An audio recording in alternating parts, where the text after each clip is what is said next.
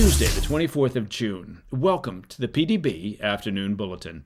I'm Mike Baker, your eyes and ears on the world stage. And yes, still on the road. All right, let's get briefed. First, the Trump administration is seeking to maintain the fragile ceasefire struck between Israel and Iran, with both sides already claiming the other violated the terms of the agreement. President Trump lashed out at both nations on Tuesday morning in a profanity-laced statement, warning against any further violations of the truce. Later in the show, the White House scores a major immigration victory as the Supreme Court rules that the administration has the authority to deport migrants to countries other than their own. We'll have those details. But first, today's afternoon spotlight.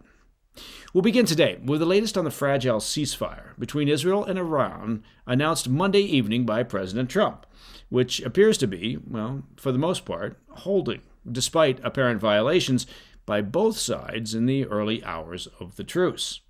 As we discussed on this morning's PDB, Trump yesterday announced to the world via the social media platform Truth Social that he had brokered what he hopes will be a historic and lasting ceasefire between the two countries that will permanently end what he's calling the 12-day war.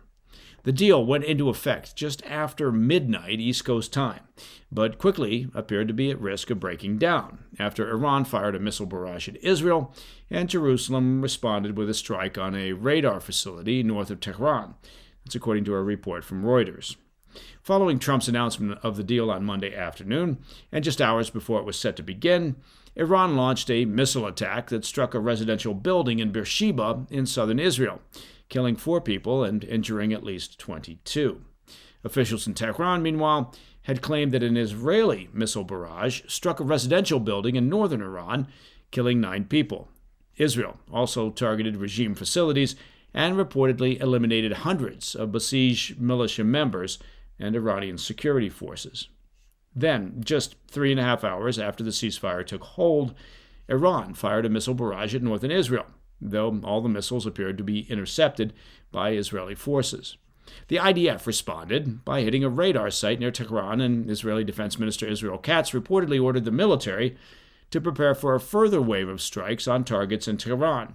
In other words, the announced ceasefire appeared to be anything but a cessation of hostilities. An irate Trump stepped in to try to salvage the ceasefire before it completely crumbled, slamming both Iran and Israel for violating the terms of the truce. Speaking to reporters on the White House lawn before departing for a NATO summit, Trump bluntly said, quote, "They," meaning Iran, "violated it, but Israel violated it too. I'm not happy with Israel. You know, when I say, okay, now you have 12 hours, you don't go out in the first hour and just drop everything you have on them. So I'm not happy with them. I'm not happy with Iran either." End quote. Oh. The president continued without mincing words, saying, quote, "We basically have 2 countries that have been fighting so long and so hard that they don't know what the fuck they're doing." End quote. Apologies if I forgot to say, kids, put your earmuffs on. Now, while some sensitive pundits and media folks winced at the use of profanity by President Trump, it's important to remember that swearing has been part of White House protocol for hundreds of years. I believe it was Thomas Jefferson who first used the F word in an official televised press conference. And, of course, Abraham Lincoln was famous for peppering his language with a variety of profanities during his fireside chats on radio. Admittedly, I'm not a student of history, so I may have those facts wrong. Anyway, Trump suggested both sides might not have broken the ceasefire intentionally, but said he was alarmed that additional Israeli warplanes were reportedly heading for Iran on Tuesday morning. Now, I will say, when you fire missile barrages, well, it's kind of hard to do it unintentionally. After boarding Air Force One, Trump took to Truth Social, posting, quote, "Israel, do not drop those bombs. If you do, it is a major violation. Bring your pilots home now," end quote. Shortly after, he got on the phone with Israeli Prime Minister Netanyahu to urge de-escalation, and Israel subsequently called off further strikes at the president's request. We should note, however, that it's unclear if Israel's single strike on the Iranian radar site occurred before or after that call with Trump. Netanyahu had acknowledged the strike, saying it was in retaliation for Iran's earlier missile salvo aimed at northern Israel. Regarding the call with Trump, the Prime Minister's office said the president had, quote, expressed his immense appreciation for Israel, which had achieved all of its war objectives, and that Trump also expressed confidence in the stability of the ceasefire. While the pair was speaking, a senior U.S. official also sent a warning message to Iran through Qatar, saying, quote, no further provocations, cease all attacks. Trump then took to Truth Social again, declaring, quote, all planes will turn around and head home, while doing a friendly plane wave to Iran. Nobody will be hurt. This ceasefire is in effect. End of quote. And no, I'm not making this up. Following the call with Netanyahu, it appeared the truce was back on track. Trump later said that Iran will never rebuild their nuclear facilities following devastating U.S. strikes over the weekend. He also walked back statements made the previous day where he floated regime change within Iran. Speaking with reporters aboard Air Force One, Trump said he is against regime change and wants everything in the war-torn region to, quote, calm down as quickly as possible, end quote. So, after what can best be described as a bizarre and tense 12 hours, it does look like the fragile ceasefire will hold, at least for now. All right. Coming up next, the Supreme Court hands President Trump a victory on immigration, ruling that his administration has the authority to deport migrants to countries other than their own. I'll be right back. Hey, Mike Baker here. Now, as you know, I think you know this, I'm pretty much known far and wide as a fashion icon. It's true. So let me give you the benefit of my extensive style knowledge and tell you about an excellent company. And that company is True Classic. Now, True Classic goes beyond fit and fabric, right? Their mission is to help men show up with confidence and purpose. Their clothing is designed to fit well, feel great, and stay affordable so men can look sharp without overspending, and that's important. What truly sets True Classic apart is the intention behind the brand. Now, from supporting underserved communities to helping men feel more confident in their daily lives, and even bringing humor to their messaging, they lead with purpose. Each piece is tailored where it matters and relaxed where it counts, offering a clean, comfortable fit that works for everyday life. There's no stiff fabric, there's no bunching, nobody wants bunching, just dependable quality and design. Look, I've got a closet full of their t-shirts and pants, and they really have leveled up my drip. Yeah, that's what the kids say nowadays, I think, or so I'm told. I could be wrong about that. Anyway, say goodbye to overpriced designer labels and throw away fast fashion. True Classic is built for comfort, it's built to last, and built to give back. You can find them at Target, at Costco, or visit trueclassic.com/PDB to learn more and explore their collection. Welcome back to the Afternoon Bulletin. The Supreme Court on Monday handed President Trump a major legal victory in his effort to enforce tougher immigration controls, clearing the way for his administration to deport migrants to third countries, even those with no connection to the deportees. The unsigned order halts a lower court decision that had blocked the removal of 8 violent offenders being held at a U.S. military base in Djibouti. The ruling insisted that the men be granted legal counsel and at least 25 days to contest their deportation, even if their home nations refuse to take them back. Again, I'm not making this up. The Department of Homeland Security officials wasted no time declaring the ruling a game changer. DHS spokeswoman Tricia McLaughlin said, quote, fire up the deportation planes, calling it a, quote, victory for the safety and security of the American people.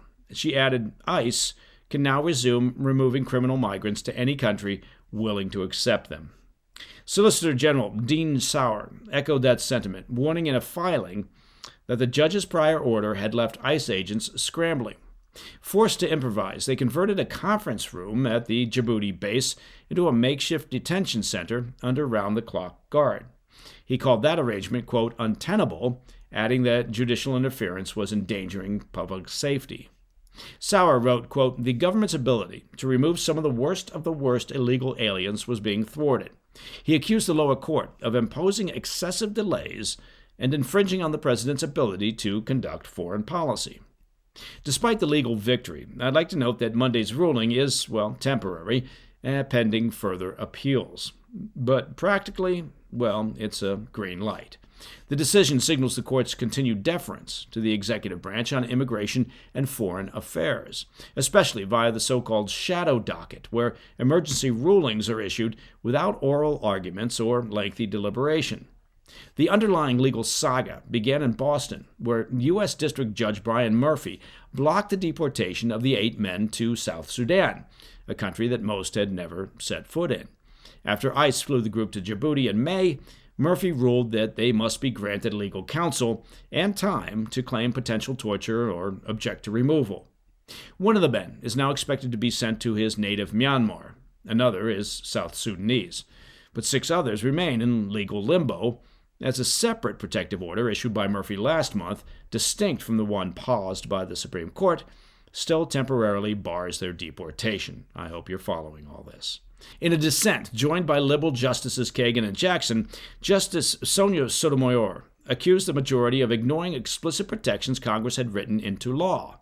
She wrote, quote, "Congress expressly provided non-citizens with the right not to be removed to a country where they are likely to be tortured or killed. Denying them the chance to make that case," she argued, violated that statutory right. The Trump administration, sees it differently. To them, the issue is restoring integrity to a system that's been gamed for years. The administration argues that loopholes and activist judges allowed criminal illegals to linger, sometimes for decades, despite posing clear threats to public safety. And that, my friends, is the PDB Afternoon Bulletin for Tuesday, the 24th of June. Now, if you have any questions or comments, please reach out to me at pdb@thefirsttv.com. And, of course, as you've likely heard from friends and family, to listen to the show ad-free, simply become a premium member of the President's Daily Brief by visiting pdbpremium.com.